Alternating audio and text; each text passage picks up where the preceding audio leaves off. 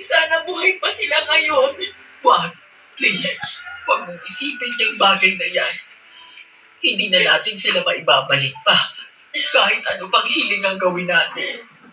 Nakakabigla yung nangyari. Hindi natin inaasahan na mararanasan natin itong ganito kasakit na pangyayari sa buhay natin. Pero ang mahalaga, nandito tayo ngayon na nagdadamayan. Hindi mo kailangang dalhin lahat ng bigat mag-isa. Nandito lang ako. Handang makinig kahit kailan mo kailangan. Sorry kung hindi ako naka-attend sa libing ni Arian, ha? Gustuhin ko man, hindi ko maiwan-iwan si Mikel nung panahong yun. Huwag kang mag-sorry. Alam ko na mas priority mo ang kalagayan ni Mikel nung oras naman yung bunso mo eh. Sobrang laki ng naitulong niya sa akin kasi hindi ko pa rin talaga matanggap. Parang bawat oras, naghihintay pa rin ako sa pagpasok ni Mikel sa may gate. Hinihintay ko pa rin yung tunog ng kotse niya na nagpa-park bago pumasok sa loob ng bahay para ikis ako sa pisngi. Ganyan din ako kay Arian. Bago ako magluto, nagme-message ako sa kanya kung anong gusto niyang ulam. Ngayon wala na. Wala nang nagde-decide kung anong uulamin namin. Ang hirap ano. Ang sabi nila, wala raw mas masakit pa kaysa sa mauunang mamatay ang anak. Totoo pala yun. Para kang pinupunit. Ang saklap ng isipin na hindi man lang nila na-enjoy yung pagiging mag-asawa nila. Hindi man lang nila nasimulan yung bagong buhay nila bilang isang pamilya.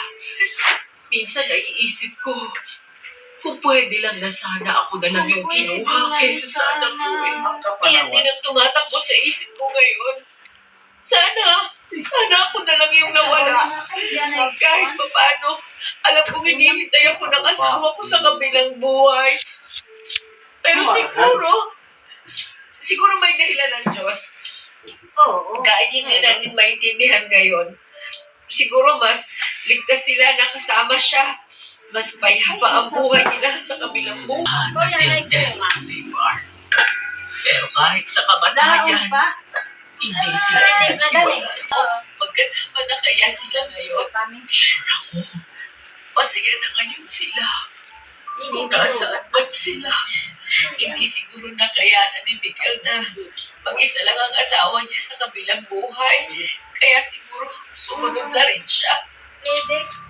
Ganun niya kamahal si Arian eh.